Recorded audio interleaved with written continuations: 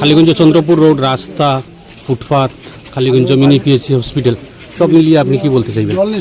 দেখুন, আমাদের বৃহত্তর কালীগঞ্জ এলাকার যে রাস্তা, বিশেষ করে বাজারের অংশটা অবস্থা খুব বেহাল।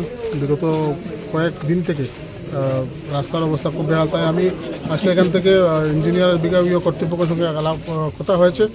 উনি বাইরে আছেন, 2-1 দিনের মধ্যে আসবেন। আসার পর রাস্তাটা আপাতত রিপেয়ার করে দেওয়ার উনি আশ্বাস দিয়েছেন এবং আমার আশা 7 দিনের মধ্যে মোটামুটি চলাফেরা করার জন্য একটা ভালো রাস্তা হবে।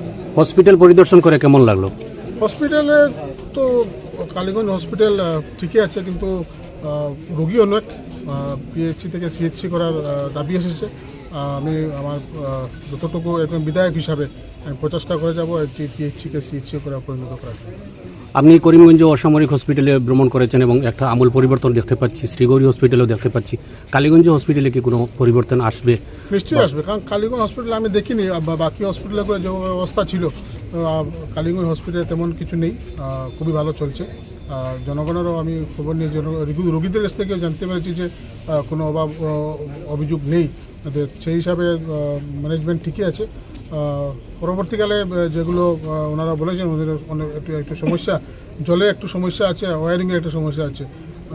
চেষ্টা করবো অতি সত্বর এগুলো অসুবিধাগুলো দূর করে দেওয়া। ড্রেনেজ ব্যবস্থা এবং ফুটপাত যে সমস্যা রয়েছে, এ ব্যাপারে কী পদক্ষেপ নেওয়া হয়েছে? ফুটপাতের সময় এখানে সবাই একটি প্রস্তাব এসেছে যে অবৈধ যেগুলো রাস্তার মধ্যে যেগুলো দোকান আছে, যেগুলো খুচরা দোকান, সেইগুলোকে উঠিয়ে যেখানে অরিজিনালি যেখানে বাজার আছে সেই বাজারে নেওয়ার জন্য, এবং যেগুলো অটো স্ট্যান্ড আছে সেই অটো স্ট্যান্ডেও পর্যাপ্ত জায়গা আছে, অটো স্ট্যান্ডের জায়গা আছে, সেই স্ট্যান্ডে নিয়ে যাওয়ার জন্য আমি প্রশাসনকে অনুরোধ করেছি।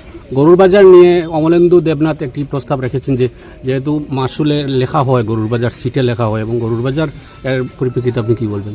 বাজার নিয়ে আমরা বিগত দিনে দেখেছি, কিছুদিন আগে কিছু বিশেষ করে ঈদের সময় আমরা দেখেছি যে বাজার বন্ধ হয়ে গেছিলো।